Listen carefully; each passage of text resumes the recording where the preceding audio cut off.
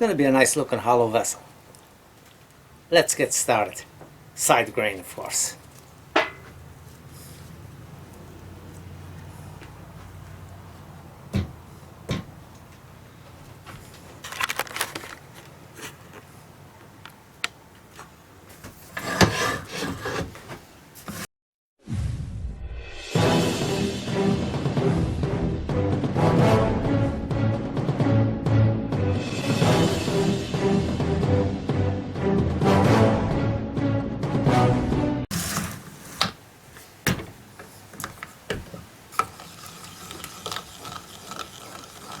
Yes, the live set is sinking itself way inside. Almost buried the whole live center in here. This will be the top, although all of this will disappear and will be just a void across the top. It's going to be somewhat of a ball shaped.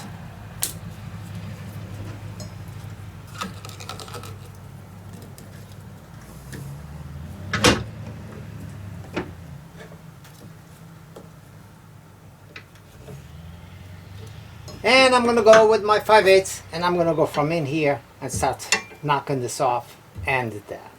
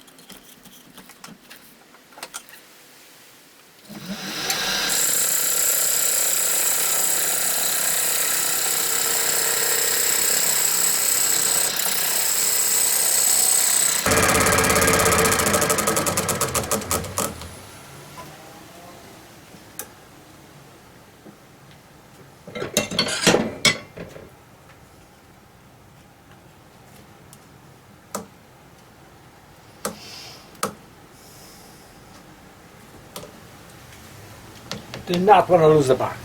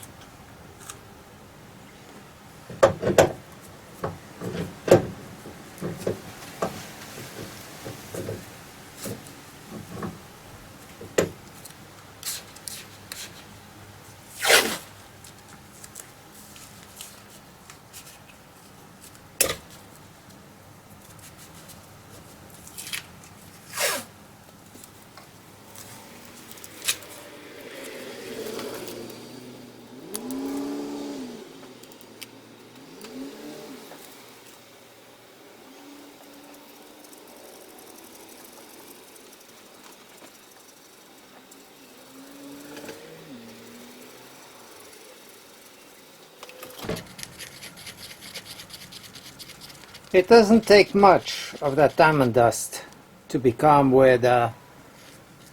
up with a nice rich color.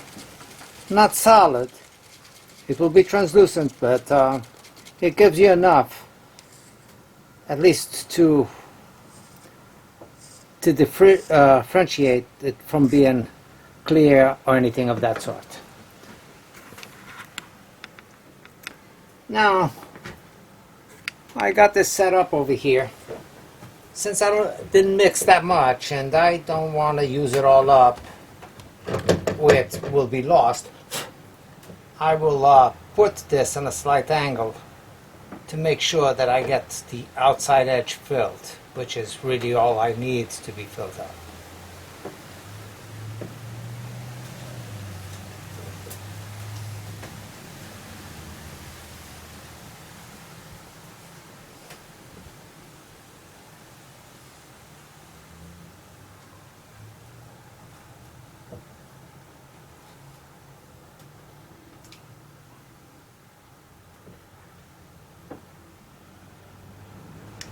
Yes, many ways you can do this. You can put this in a pressurized pot, vacuum or pressure, to get rid of any air bubbles that you might have. So I'm adding a little bit on these bark inclusions, so it will show a little bit of a highlight going through there as well, hopefully. Most of it will disappear. That will be the next time I come over here, which will not be for another week. So I'm going to let it stay there, and I'll be back next week and finish that one. I started this and I left this with some epoxy, not resin, epoxy, on the voids, on the bark inclusions that were going through here. There was some decay.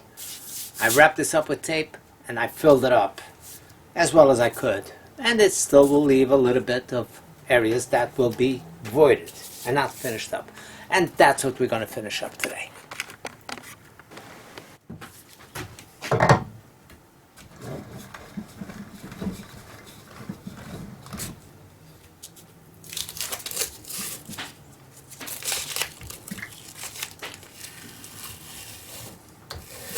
You know, I get so many people asking me, why don't I use epoxy? Why don't I use acrylic? Why don't I use this, use that? And you know, it's my channel.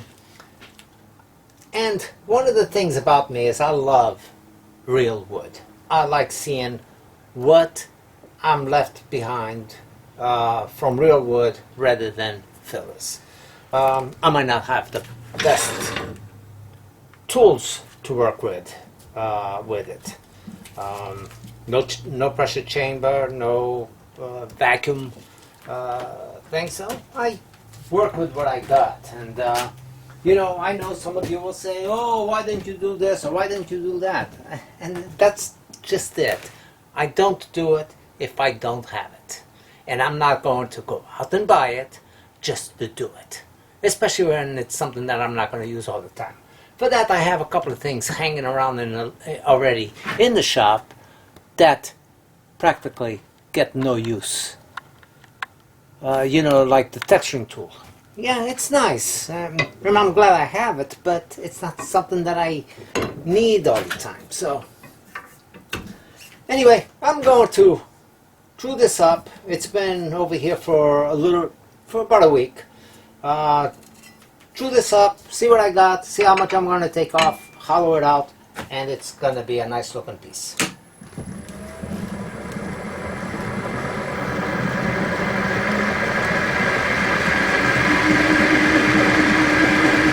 is at 1200 RPM.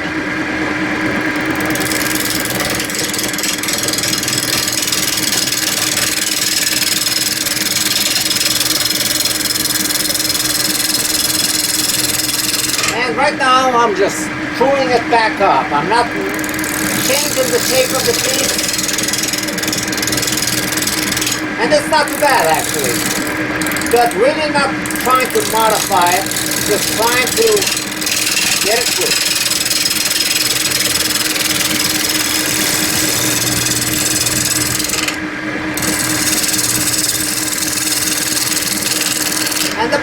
took pretty well.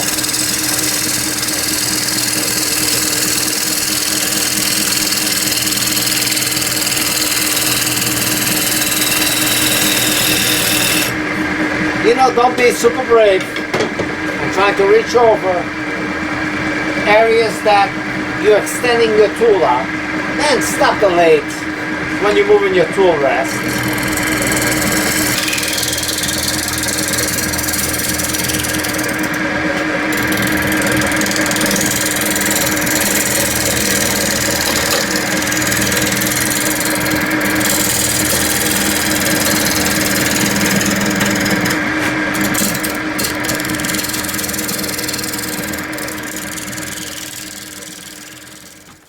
And this bark, I don't trust it 100%. So if you don't trust it, add a little bit CA to it. I mean, I hate to see anybody going through all the work of making a nice looking piece and then have it blow out at the end of the project. That would not be fun. Now, don't be afraid also, even though you got epoxy in the majority of it, but if you got something that doesn't look good and you don't want to go through that work of mixing up more epoxy, let it dry up, mix the medium. It's quite okay to come up with a different mix. So in this case, I'm adding a little bit of sawdust to that void that I did not care for over there. And along the bark edge right here, unless I'm going to, or else I would have to sand it way down to get rid of the void that's going through there, or let it stay and say, okay, you know, that's the design. But if you want to modify that, if you want to change that to look different, then you do something about it. I got this little void over here. That doesn't do me any good whatsoever where it is. So, again, filling it up with just sawdust.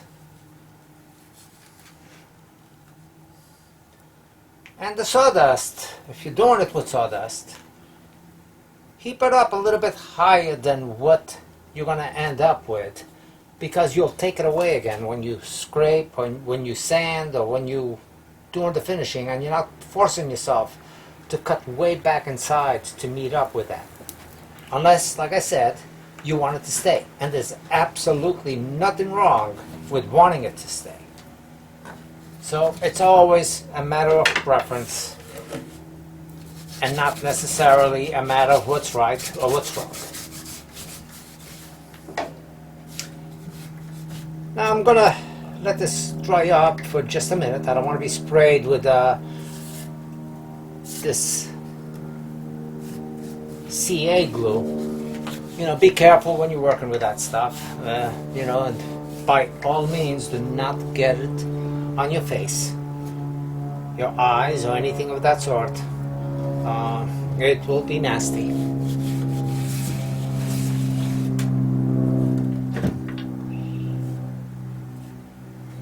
So I'm going to give that another quick spray.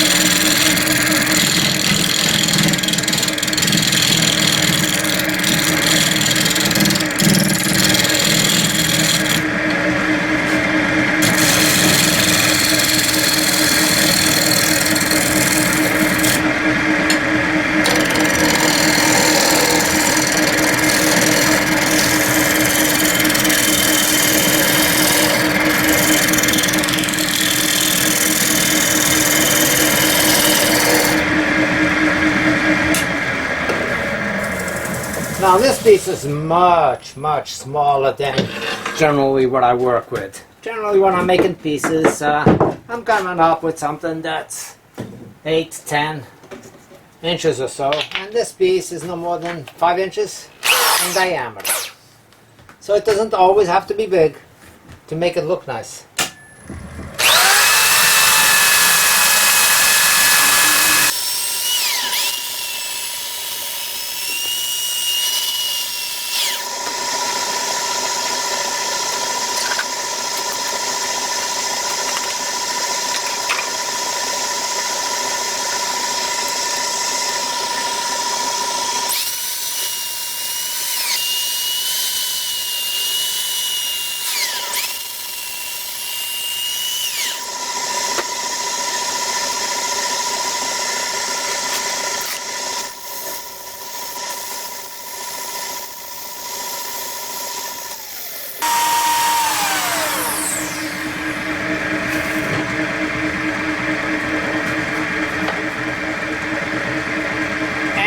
Steel wool.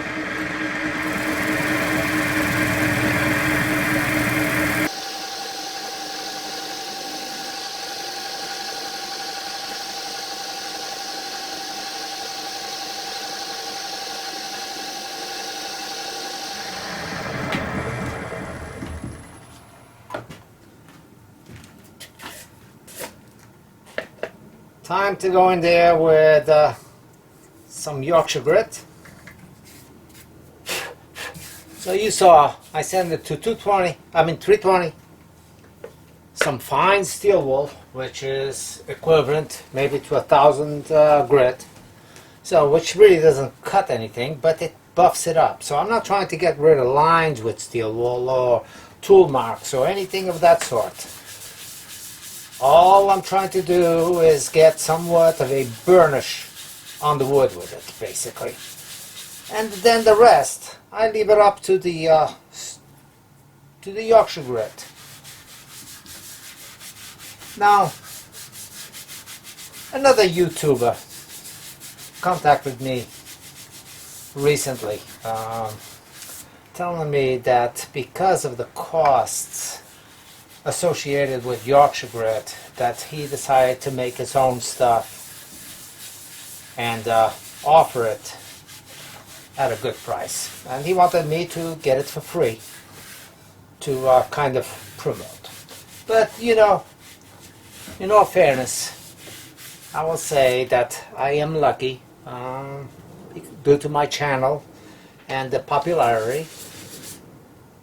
I get this for free from my good friend Glenn, the guy who actually made this up, who started this Yorkshire grit. And you know, I mean, if I have a product that works, I'm not much of endorsing number one of anybody. As you can tell, I mean, I do have the Carter & Son tools, and you know, which was also given to me by Carter & Son.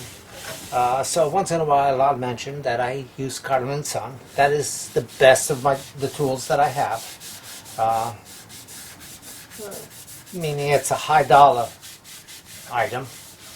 But I don't come over here and telling you how great it is, go out and buy it. You know, if you want a nice tool, yeah, by all means, buy it. If you like what you see, the results over here, there's no camera tricks, there's nothing. It's Yorkshire grit. Now I'm pressing pretty hard with this Yorkshire grit. I mean, I'm pressing this. I'm not just going in there lightly. I am putting a lot of pressure on this and let it build up some heat. The speed at this point is at 700 RPM for this size piece. If it was a big piece, it would be slower than this. And once I feel that I've worn out and took out all the Yorkshire grit off the piece, then at that time I will speed it up. Again, within reason, according with the size of your piece.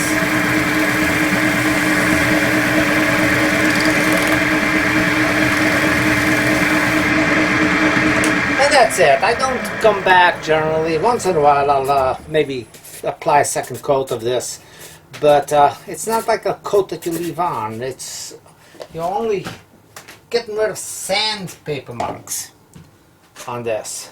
You're burnishing with that. You're not reshaping with this piece. Now, I love this piece. I love just the amount of blue that's going through here, with just a couple of highlights in here. And the wood, for some reason, is giving me a little bit of a bluish hue on this, but it has nothing to do with the epoxy. That's something to do with spalting, the way that the piece is marking up. So it's picking up some blue, but the spiraling that's going through here, and this is what excites me when I get a nice piece of wood that I know is going to create something nice without anything special. It's not a burl. It's not something that you go out and, you know, spend a good amount of money on to get a nice looking piece. You know, it's whatever I have. And this just so happens to be that Ficus, but if it wasn't Ficus, it would be something else that would be local. And the excitement would still be there. Would the look be the exact piece? No. I mean, you turn a piece of wood, it's a one-time deal. It's a one-time deal. You get what you get, and that's it. From there on, you know, you put something else and you try to duplicate it, you're going to get a different look because, you know, the pieces, wood has its own character. So, let's get in here and get started with this. Hollowing out the inside.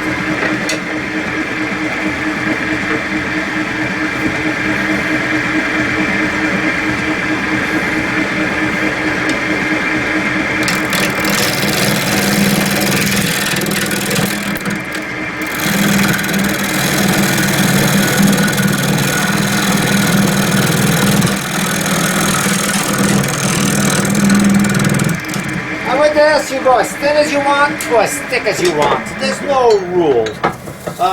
There's cases that I actually want to get it a little bit of a thicker feel to it, and there's times that I want it to be very delicate. On this one, I'm going to go fairly thin.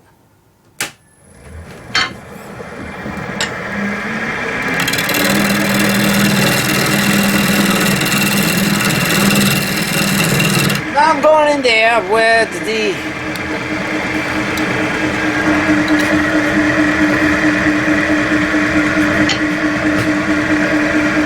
the handle way back as I can possibly get it, and down.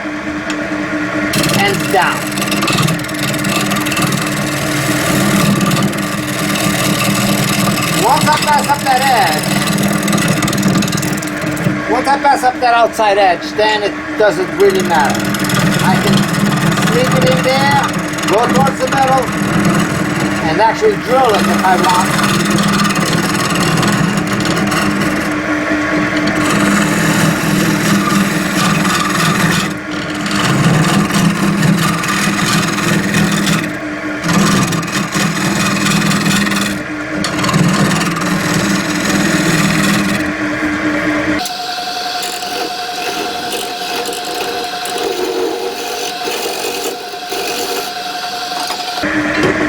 Now, I know not all of you have a hollowing tool, but if you have one, you know, it's a good time to use it up.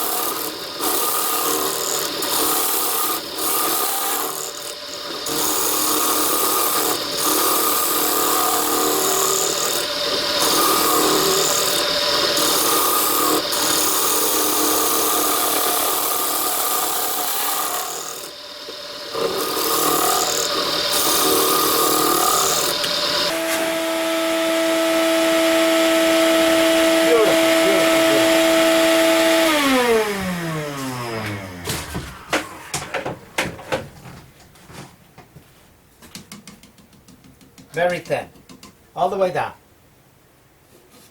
So that's pretty much all I'm going to do on taking off anything over here. Time to sand. And sanding, it's a stick, a slot in it, a slots to put the sandpaper through, and I actually have a screw, a set screw on there to keep the sandpaper from coming out.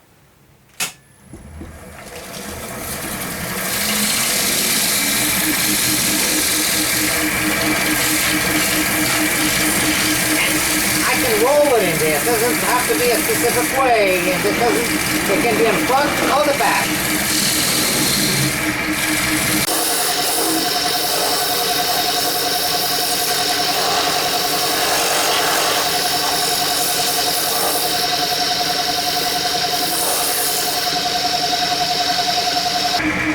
So, back off the screw. Take out the sandpaper. Put another piece, fold it up.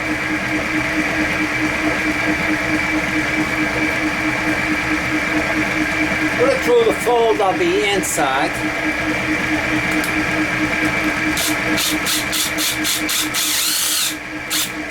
And there we go.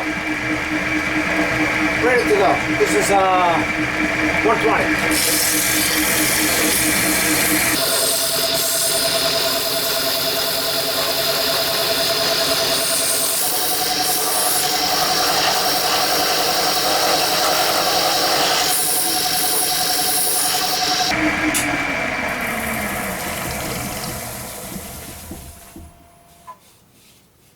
But actually that feels pretty good. I don't have any ridges or anything like that. Just going to take away this sharp edge, the natural shaping of the acrylic that I left there. So I'll just jag it up a little bit.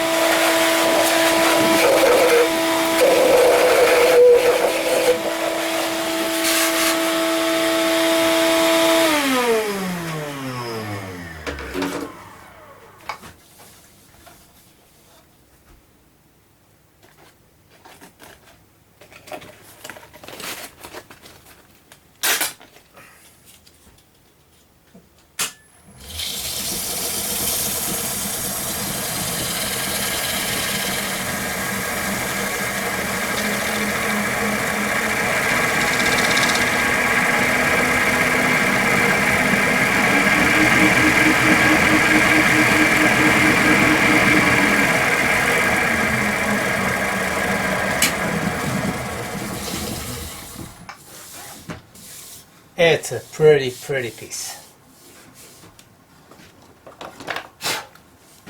Time to apply the OB shine juice to the outside and lacquer on the inside. I can't buff the inside with this stuff. But if I could, that's what I would do. And I mean, even though I can to some extent, but you know, by wrapping up the paper towel on a stick again, and making a ball in there and go, but you know, it's really doesn't make sense to go that route when I can do it with a really nice look and durable look with lacquer.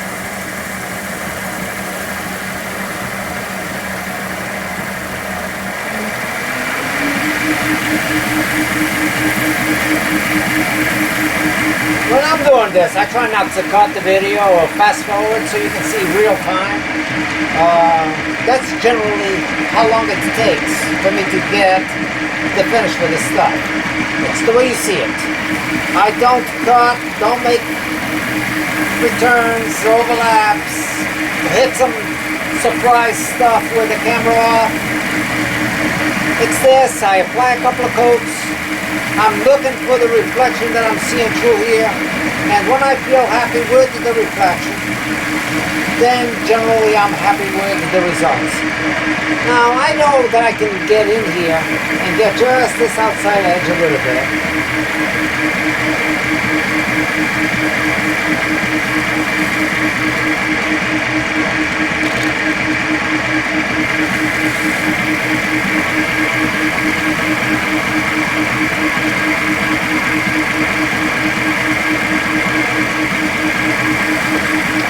Careful with your hands. Always be aware of how close you are to this edge. I mean, at times people come to my channel and they will put comments as a general warning to all, and I appreciate it when you do.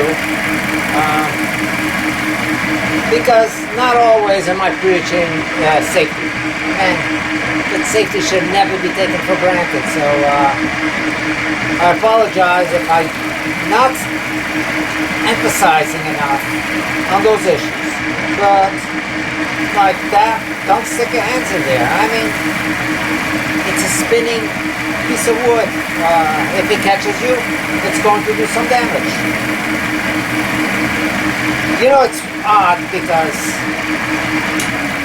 and I guess, you know, I'm lucky and it's a good thing for this, but I get hurt on the simple tools, home tools, like a kitchen knife. You know, just because I don't even think about it, it's like, you know, it's not, how dangerous can it be? And last week I stabbed myself with a knife straight in. Actually, I was working on a piece. I decided, I brought it inside, and I wanted to just take a little flake off from the base, and I was going with a knife, and it went and it got me. So, you know, I don't worry about the lathe. I worry more about these other tools that I have in the shop more than I do about the lathe. Drill press somewhat scares me. When I'm going in there, you know, and not taking the full precautions by clamping the material, so on and so forth. And yet something like this with a spinning tool, it doesn't bother me. It's not that it doesn't bother me, it's that I feel confident in what I'm doing. Well, it's time to take off the bottom, and once I take off this bottom, then I will finish up the inside.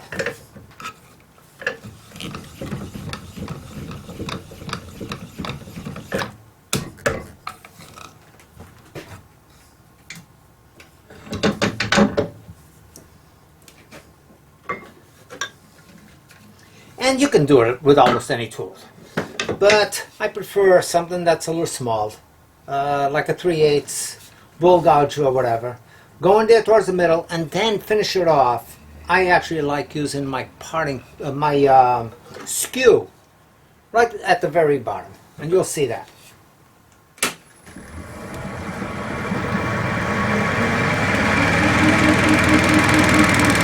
Speed is still at 1000 RPM.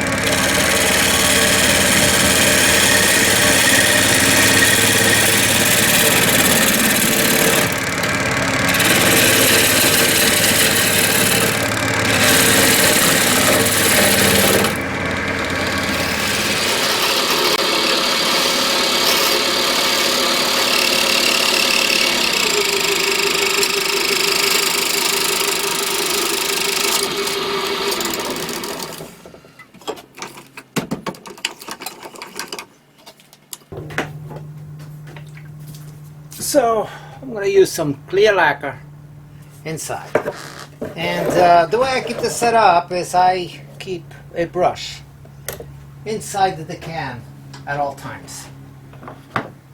It's not an expensive brush, it's a cheap brush, actually what they call a chip brush. I need to get myself a good brush for that though. But cut it down, shaped it, and just keep it in there. Go in there. Now for those of you that don't like using this stuff, if you can get your hands in there and use something else, by all means. But I have no problem whatsoever using this. If this can be used for furniture and all kinds of finishes, your hardwood flooring, which is takes a lot of abuse, and it holds up on it, then I am sure that it's an acceptable method to use on something like this.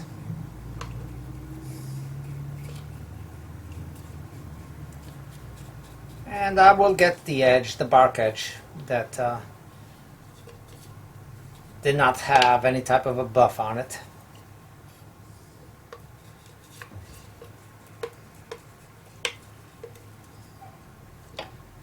And that, my friends, is it. So give this a couple of minutes to dry up and clean it up on the outside. And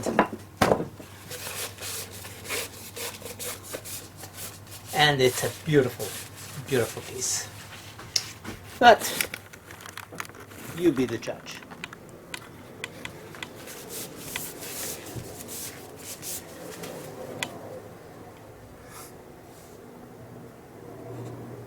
I gotta admit, I am impressed with this one. Not because I did a terrific job. That's not where I'm going with it. It's because the wood really, really presented something that was really, really unique. And then coming up with this vein coming down, that wasn't too bad. This area right here, this is what I filled up with sawdust. Sawdust is correct. So it works just as well without coming up with the turquoise. Would the turquoise work in there as well? Absolutely. So it depends on what you want to do and how much time you want to spend with the piece. And no matter which direction you go, neither one is wrong. This area right here, where this whole two dark brown veins going all the way down, that's the inner part of the bark itself. So if I cut any deeper, it would end up the wood grain, which is nice as well.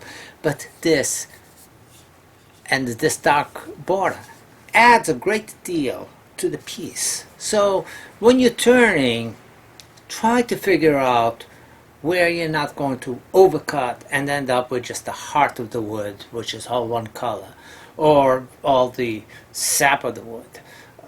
Try to figure out a way that once you see what the rotation is, see where it's going to hit. How much bark is it going to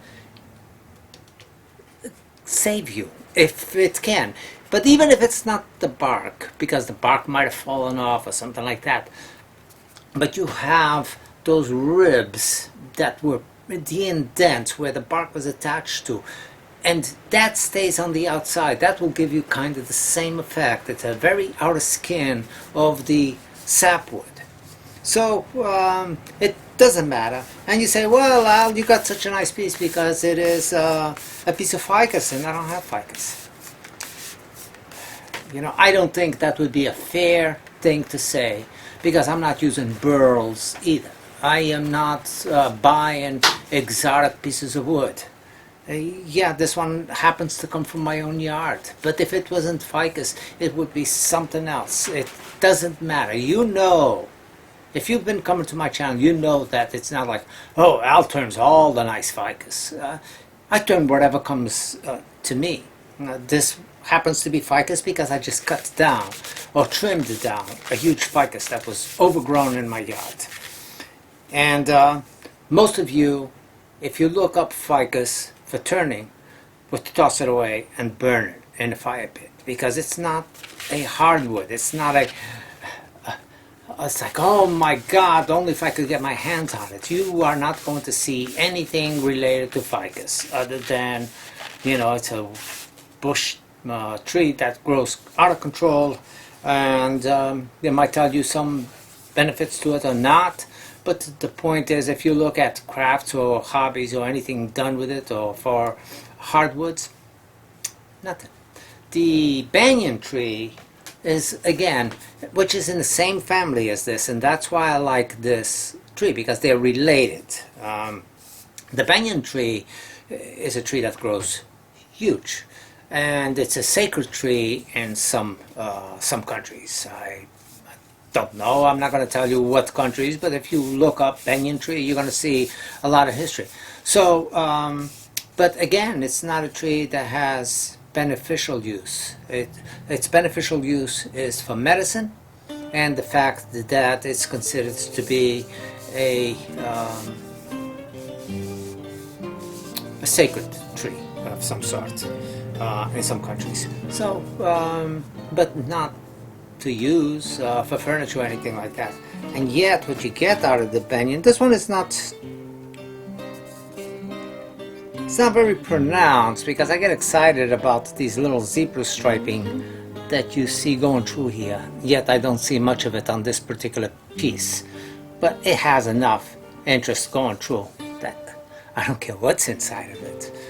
But this and this is what makes the piece. Edge. The turquoise is only a little added piece to it. It's an accent. Does it add to it or not add to it? I don't know. I would have been perfectly happy if that was not turquoise as well as I am it being turquoise. So I'm impartial. I can say, yeah, that's really nice, that's what did the piece. I can say, well, it's a nice feature, but that's not what did the piece. If that was sawdust and it looked like that as well going through here against this dark red that's going in here, it would have looked just, it would have been the same, but it would have looked good. And that's what we do. We try to make things that look good, period. Well, I must say, I like the shape, I like the coloring, I like the overall piece. Thanks for watching. See you very soon.